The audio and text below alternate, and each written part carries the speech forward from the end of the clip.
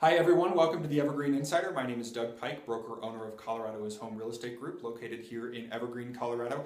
For this week's edition of the Evergreen Insider, I wanted to talk a little bit about competitive advantage for both buyers and sellers in this absolutely crazy real estate market that we are experiencing.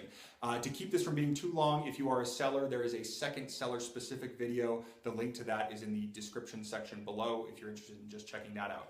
For buyers, for my reference point with this, I wanted to use two properties that I put on the market last week that went under contract in 2 days. One with 32 showings and 6 offers, one with over 100 showings and 30 total offers. The important component here is that these two properties were in completely different areas. This craziness in this market is not representative of just any one area. This is really what all buyers are going through in Colorado. So when we took a look at this, when I was representing the sellers, what was the most important, or what were the most important components to the sellers? Number one, maybe obviously, is cash. Kept asking, do we have any cash offers? If you have the ability to make a purchase in cash, that is typically going to be the strongest offer that's on the table. Something to keep in mind, if you are borrowing money from a bunch of different sources, friends, family, in order to make this cash purchase with the idea of refinancing and paying these people back, please check with a lender. There are regulations on how quickly you can refinance, and there's a waiting period. Typically it's 6 months. All these people are lending you money. They probably want to know when they're going to get it back. Check with a lender, make sure you're giving them accurate information as to when they can expect to be paid back. Number two is the waiving of the appraisal provision, or the willingness of a buyer to bring more money to closing should the property not appraise. With how crazy things are, properties are being bid up, but we still need to make sure the property appraises, especially if there's going to be a loan on it.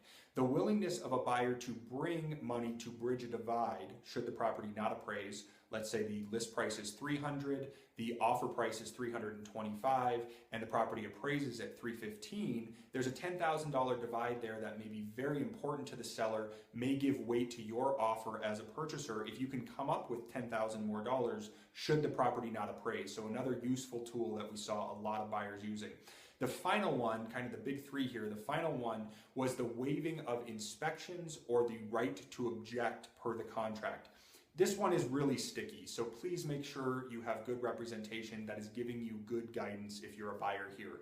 You are essentially buying the property as is, and you need to know what you're getting into. That's a big gamble to take, especially when you could be jeopardizing your earnest money deposit. So we did see some buyers that were paying inspectors to come through maybe for 30 or 45 minutes while they were doing a showing, just to look and see if they could identify any major concerns. Obviously, this is not going to be a full-blown, in-depth inspection, but you can maybe identify some major things that you don't want to take a risk on, especially when you're talking about your earnest money. So that one's a little bit tough. If I can answer any questions on that, please don't hesitate to let me know. Any questions on any of these three, happy to chat with them about you. Again, sellers, if you're only interested in the seller section, please check the description section below for that video. Thank you.